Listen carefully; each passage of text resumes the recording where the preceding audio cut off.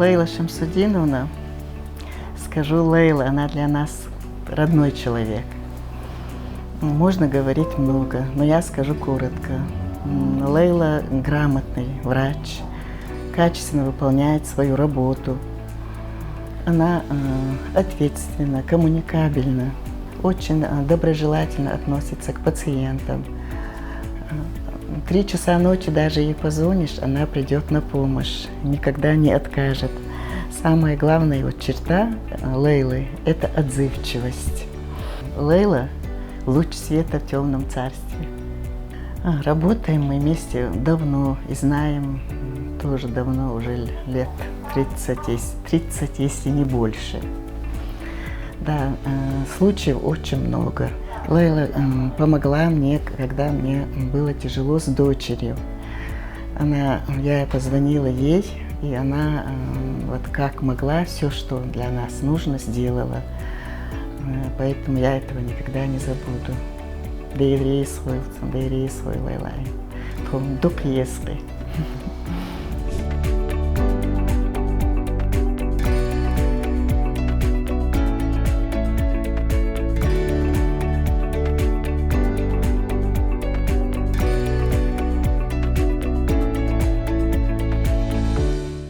Путевку в жизнь мне дала моя мама.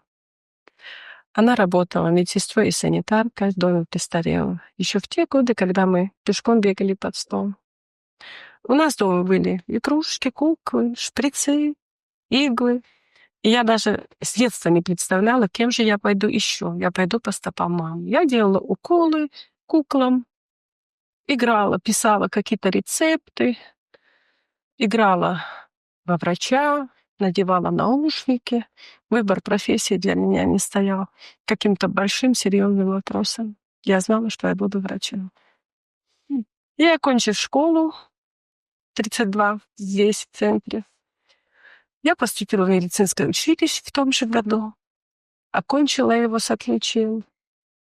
И в том же году нас, как пятибалльных, как пятипроцентников, уже рекомендовали нам учебу дальше. У нас была заведующая акушерским отделением Бараева Роза Хасановна, да, Гельшфельд, в нее уже нет давно. Она нам рекомендовала идти дальше, не оставаться на достигнутом. Но в то время, в те года, еще 80-е годы, особо девушек не пускали учиться. Но она настолько нам это вменила достоинство этой профессии, что мы хотели учиться дальше. И вот мы 4 подруги: Абубакарова Калета, Ася Сайгатова, я и Лариса Иванова после медицинского училища. Профилирующий экзамен был биология. Мы все поехали в Астрахань. И со сдачей одного экзамена с первого же раза поступили в Астраханский государственный медицинский институт имени Луначарского. Вот таким образом уже дальше пошла моя карьера в области медицины. А вот огромное количество записей, большая нагрузка, стресс и так далее. Не влияет ли это на личную жизнь? Как вам удается сохранить вот этот баланс? Вы знаете, я этот баланс очень хорошо корректирую между профессиональной деятельностью и своей семьей. Мы очень любим прогулки в парке и здесь. Мы любим прогуливаться и в Москве в парке. Любим отдыхать за просмотром хороших фильмов, за чашечкой чая у домика возле моря нашего, это в Стамбуле. Вот. Ну а вообще право выбора отдыха мне мои дети не дают. Меня везут в аэропорт, сажают в самолет, и вопрос решен. Я не спорю с ними, я отдыхаю. Полностью свою вот эту вот сторону отдыха я полностью отдала в руки детей. Они меня просто везут отдыхать. Куда им нравится, а мне нравится везде, где они. Мама, отдыхай. Медицина не стоит на месте, медицина все время развивается. Залог успеха, когда ты хорошо знаешь свою профессию. Вовремя поставленные правильные диагнозы, вовремя обращение женщин к нам — это залог здоровья в дальнейшем. Проходить профилактические осмотры, диспансеризацию. Когда женщины вовремя обращаются, вовремя распознается диагноз, вовремя распознается заболевание и вовремя оказывается медицинская помощь. Вот это мои пожелания будут для всех женщин нашей республики, чтобы они вовремя приходили к нам. А мы всегда готовы, рады помочь. Медицина развивается семимильными шагами. За ней надо успевать, надо знать новые диагностики, новые протоколы. Все новшества, все новаторство надо изучать нам, врачам, чтобы максимально оказать помощь нашим женщинам. Мы сегодня, благодаря первому президенту Чеченской Республики Ахматхаджи Кадырову, трудимся, живем в процветающей нашей республике. Ахматхаджи удалось повернуть ход событий в послевоенное время и сыграть определенную роль в судьбе нашего народа. Я считаю, что личности такого масштаба очень редкие. И сегодня его работу продолжает его сын Рамзан Ахматович, который вносит огромный вклад в развитие всех структур у нас в республике. И особое внимание, приоритетное внимание он уделяет здоровью матери и ребенка в области здравоохранения.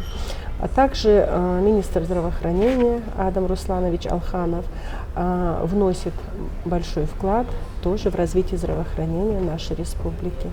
И хочу отдельно поблагодарить Аймани Несиевну, которая возглавляет фонд имени первого президента Ахматхаджи Кадырова и помогает очень многим нашим жителям в плане здоровья, в выездах в другие регионы, в выездах в другие города для оздоровления. Все 5,5 лет войны мы были дома, мы оставались дома. Дочка тогда маленькая, ей 5-6 лет. И вот мы с мамой, к нам приходят люди ранним утром 95-го года, где-то в 6 утра, 8 марта, к нам в дверь постучались 2 молодых людей, парень и девушка. Они в прямом смысле буквально стали на колени. 2 врача, которые живут рядом, не смогли к нам прийти. Нам сказали, что здесь живет врач. Пожалуйста, помогите, у нас умирает женщина. У меня всегда был с собой чемоданчик. Там были необходимые все. Ни спирта, ничего нет. Так вам мы брали все, что с магазина можно было. Вот пузыри с каким-то другим вот содержимым, со спиртом такой для стерилизации. Иглы, шовный материал. Все всегда у меня было. Мы с мамой, у нас было так, что мы никому не отказывали, кто бы ни пришел. И мама знала, если я вдруг уснула, меня надо будить, и нам надо идти. Мама говорила, ну что, дочка, я с тобой, умрем так вместе, выживем так вместе. То есть мама никогда не оставляла меня одну, и мы, прячась в чужие подъезды, в чужие дворы, с этими молодыми людьми мы добежали до окраины Черноречья. Эта женщина до сих пор со мной дружит, звонит, и она, и ее сын. 6 килограмм ребенок, так примерно на вес, такой бутузик родился, все. Оказали женщину необходимую помощь. И когда мы уже собрались идти обратно, все мы там и все необходимое оказали ей. И когда собрались обратно, они нам предлагают деньги. Возьмите за ваши услуги все. Мы с мамой прямо и улыбнулись, и оскорбились. Мы говорим, да вы что, война идет, какие деньги? Просто помолитесь за нас, делайте дуа, чтобы мы здоровыми дошли до своего дома. В нашем обществе есть такой стереотип, что женщина, она больше домохозяйка, нежели успешная леди, бизнесвумен или же врач. А что вы думаете на этот счет? Какая она чеченская женщина? Для меня чеченская женщина – это символ гордости, красоты, неприступности, чистоты. Это не просто слова, Диана. А чеченская женщина в обществе уже в последние годы занимает очень ведущую роль. И к этому относится очень хорошо и правильно. Учитывая наши культурные ценности, взаимопонимание в семье со стороны мужа, со стороны родственников мужа, со стороны родственников жены, женщина занимает должности. И это, знаете, стимулирует других, подрастающее наше поколение наших девочек к учебе, к развитию, быть похожими на кого-то. Чеченская женщина – самая лучшая женщина. Много было случаев таких, привели мальчика, 15 лет ему исполнилось в этот день, когда его привели ко мне. Все дома разбитые, все. И мы что сделали? Через дорогу мы взяли 2 квартиры, и там организовали медицинскую помощь, медицинский пункт. Вот, и все люди шли, которым дороги были перекрыты, которые не могли проехать никуда. И всех везли к нам. И вот 5-6 человек, и мужчины, и женщины, взрослые, они приводят этого мальчика, приносят ко мне на руках, а у него скаль просто волной откинула. И 1 000 000 таких капель крови на черепе. Я сама в то время молодая, я сама еще все не знаю. Но я смотрю на этих людей, они смотрят на меня, и если я покажу сейчас, что я испугалась, тогда они вообще в обморок упадут. Я говорю, ничего, ну что делать? Ну раз так случилось, а сама думаю, что же делать, как быть? Взяла лидокаин, набрала в шприц. Кожа головы оказалась очень плотная. Я тогда в то время тоже молодая, только приехала. Обколола кожу головы, зашила вот отсюда до сюда аж полностью швы. До сих пор у него этот шрам, он говорит. Вот, и говорю, ну все нормально будет, все делайте то-то, то-то, то-то, дала рекомендации. А когда они ушли, села, разревелась, и жалко, и парня, и думаю, что же мне делать? И вот ко мне приводили и с оторванной кистью. Я что могла? Накладывала жгут, говорю, хоть как, но везите в больницу, я бессильна. Приводили народы, женщин, которых не могли увезти. Как-то утром очень рано, где-то часа в 4, тоже стучат в мою дверь. Женщина в машине родила. Мы не доехали. Нас у Русмартана отправили в больницу, но мы не доехали. Никаких проблем. Все, я тут же, и мама со мной, все. Там большая машина была такая вот. И прямо я оказала эту помощь прямо в кабине этой машины. Оказала помощь ребеночку, ей говорю, ну, старайтесь доехать теперь до родильного дома. Аллах давал силы все это перенести. Эти испытания, которые для нашего народа дал Всевышний, он давал силы все это преодолеть, переживать. Но я сама такая, знаете, позитивчик всегда. И в любой сложной ситуации я говорю, ну и что? Ну это же Аллах. Ну сейчас справимся, ничего страшного. Раз это дали нам, значит, мы должны это преодолеть, значит, мы должны это. И вот так я всегда их подбадривала. Вот так вот Аллах давал силы. Лейла Шамсудиновна, вот вы как раз-таки затронули тему медицины в нашей республике. Вот как относятся к медицине и к уровню медицины ваши коллеги из федерального центра? Вы знаете, научно-медицинский исследовательский центр акушерства, гинекологии и перинатологии имени Кулакова это является ведущим центром нашей страны. Возглавляет его Геннадий Тихонович Сухих. Это человек с большой буквы. Так случилось, что я, наверное, родилась под счастливой звездой. Мне посчастливилось работать под его руководством. И сейчас тоже любые вопросы наши решает он. Женщины в любом уголке нашей страны могут знать, что в центре Кулакова им окажет помощь. Там, знаете, как вот таким теплым крылом окутывают и наших детишек, и наших женщин, все. Рамзан Ахматович Кадыров уделяет огромное внимание здоровью матери и ребенка. И вот с центром Кулакова у нас непосредственная связь, когда необходимо обратиться к ним на уровне регионов. Невозможно оказать данную помощь, и есть высокотехнологичная помощь, которую мы должны получить в центре Кулакова. И врачи центра, и Геннадий Тихонович Сухих, и Вера Николаевна Прилепская, и Лейла Владимировна Адамян, они настолько внимательно относятся к женщинам всей страны, но особенно к женщинам нашего региона. Они знают, что вы прошли сложную ситуацию, они знают, что вы прошли сложные времена. Они с очень с теплотой и трепетом относятся к нашим женщинам, помогая им во всем.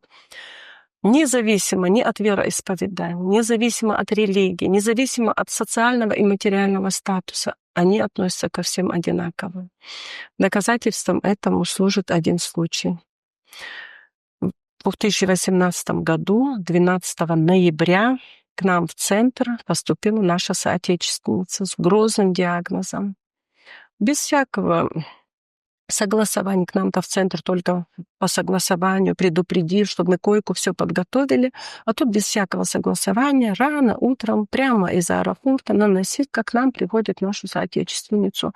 Геннадий Тихонович в курсе только утром. Он каждое утро в 5 часов уже на работе. И он только утром. Конечно, привезли, Лейла сказала, все, кладем. Главная врач Анастасия Владимировна Николаева и еще доктора с реанимационного отделения встречали уже у дверей, на носилках сопроводили ее в реанимационное отделение. И вот там наша девочка 7 дней в коме, 37 дней в палате интенсивной терапии. Каждое утро Геннадия Тихоновича начиналось с обхода ее палаты тяжелых больных. И только благодаря Всевышнему и усилиям всех профессоров центра наша соотечественница осталась жива. Вот такую помощь нам оказывает центр Кулакова. А вот хотелось бы также поговорить с вами на довольно-таки актуальную тему сейчас. Это искусственный интеллект и сфера здравоохранения. Вот как вы думаете, способен ли искусственный интеллект хотя бы в какой-то части заменить часть работников сферы здравоохранения? И вообще, в принципе, как вы относитесь к этому новому направлению? Ну, здесь я, знаете, как могу сказать, искусственный интеллект, это лично мое мнение, не может заменить человеческую эмпатию и сочувствие, которые важны для многих пациентов. Необходимо, чтобы врачи понимали, как работает искусственный интеллект и как интерпретировать его результаты, чтобы принимать обоснованные решения в своей практике. И мое мнение, врачи должны быть обучены, как использовать искусственный интеллект и как интерпретировать его с результатами. Врачи должны принимать окончательные решения, основываясь на свои знания, на свои навыки, с учетом мнения искусственного интеллекта. Я думаю так. Только на свои знания, но учитывать результаты искусственного интеллекта. Он в помощь, но не заменит никогда врача. Это мое окончательное мнение. А вот по вашему мнению, в чем опасность прибегания к советам и рецептам искусственного интеллекта для наших пациентов? Угу. Вы знаете, в данное время это очень сложная и неоднозначная тема. Искусственный интеллект может выдавать только ту программу, которую заложен. Там нет мышления. Поэтому пользоваться данными рекомендациями искусственного интеллекта в плане своего лечения ни в коем случае недопустимо. Это может вызвать ошибки в диагностике и в лечении. Мы же не знаем, какие материалы заложены и правильно ли задан вопрос. И все ли результаты внесены для того, чтобы искусственный интеллект дал правильное решение. Ответы могут быть ошибочными и привести к негативным последствиям в плане лечения. И для вас это получается больше инструмент, да? Это инструмент, да, надо Нежели... учитывать, если правильно врач сам задал вопрос и вложил информацию, и пользуясь этим ответом, но основываясь именно на своих знаниях и навыках, только можно что-то помочь человеку. Отлично. Я считаю так. Мои коллеги, они знают, что я всегда помогу. Они когда говорят: Лиля, ты наша палочка-выручалочка, все, выручай, вот так, такая. Я говорю, скидывайте фамилии, скидывайте, все. Конечно, говорю, нам помогут. У нас есть центр Кулаков. Лейла Шамсидиновна, вот вы являетесь врачом высшей категории, кандидат медицинских наук, самый известный в республике хирург. Вот каково это быть успешной женщиной в нашей республике? И в чем заключается ваш секрет успеха? Секрет успеха, я даже не знаю. Я всегда говорю, наверное, добрая душа. Ну, это совокупность и труда, и ответственности, и учебы. Успех сам не приходит по себе. Это надо трудиться. И когда я преподавала своим студентам, я всегда говорила, если вы не будете учиться и не сможете помочь, или неправильно сможете помочь, поверьте, успех от вас отвернется. Вы должны всегда учиться. Врачебная профессия, она очень сложная сама по себе.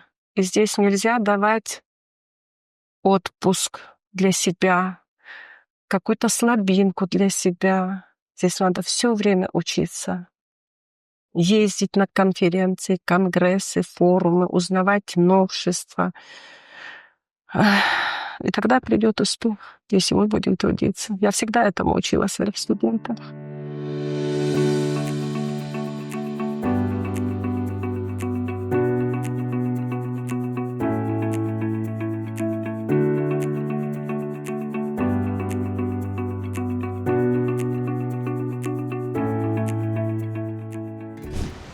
Диана, ну вы настолько угадали с местом нашей встречи, что это моя самая любимая локация. И не только моя, а всей моей семьи.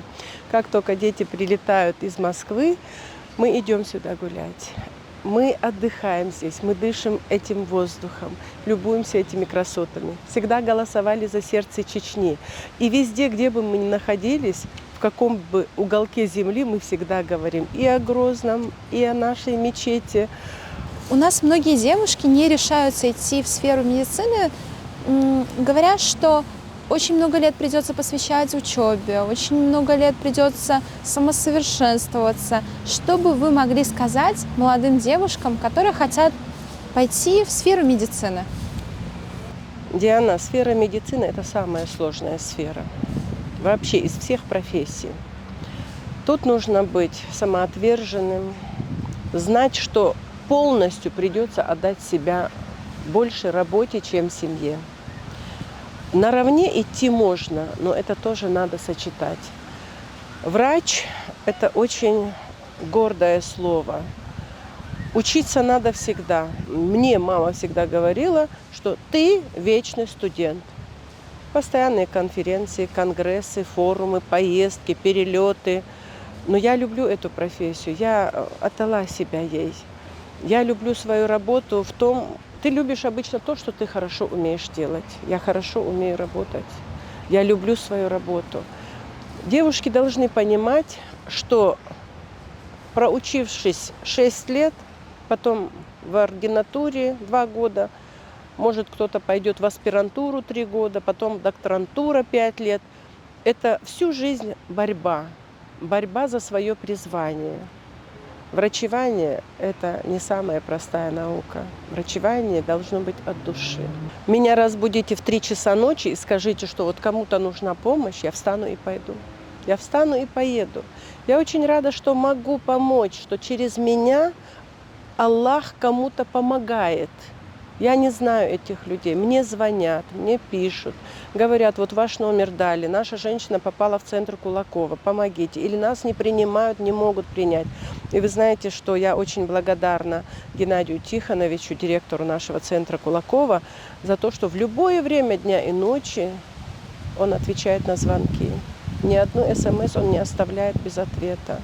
Это настолько вот люди милосердные, добрые, независимо от вашего статуса, вероисповедания, материального положения, от национальности, независимо ни от чего, они принимают всех. Вы работали в Чеченской Республике в самые тяжелые военные годы и сталкивались с огромным количеством тяжелых для вас эмоционально, да и физически ситуаций. Как в эти периоды вам помогала религия? Диана, религия для меня это не просто набор правил. Это путь к пониманию себя и мира вокруг себя. Это составление отношений с окружающими. Религия дает нам, чтобы не быть голословной и не говорить ни книжным текстом все, а скажу вот от души. В первую очередь религия дает нам терпение. Терпению, силу воли, мудрость, сострадание, добродетель. Вот в совокупности все, что нам дает религия, нам дает возможность строить отношения с людьми, строить мир вокруг себя и знать, насколько религия в твоей душе помогает тебе во всех испытаниях, которые нам даны свыше. Религия для меня – это все. Вот прочитав аят аль-Курси утром, я знаю, что я защищена до ночи. Прочитав его вечером, ночью, я знаю, что я защищена до утра. Я чувствую очень себя спокойно, зная, что Аллах меня защищает везде. Всевышний дает нам право обратиться к Нему за любой помощью, в любое время дня. И никогда нельзя ставить кого-то между собой. Кто, как не ты сама, от души попросишь Всевышнего то, что нужно тебе. Никто не попросит, а ты можешь. Вот нет преград перед тобой и Всевышним. И перед Ним чтобы потом, когда придет наше время уйти из этого мира, мир иной, мы просим прощения за все, что мы сделали неправильно в этом мире. И очень надеемся, что Он нас простит.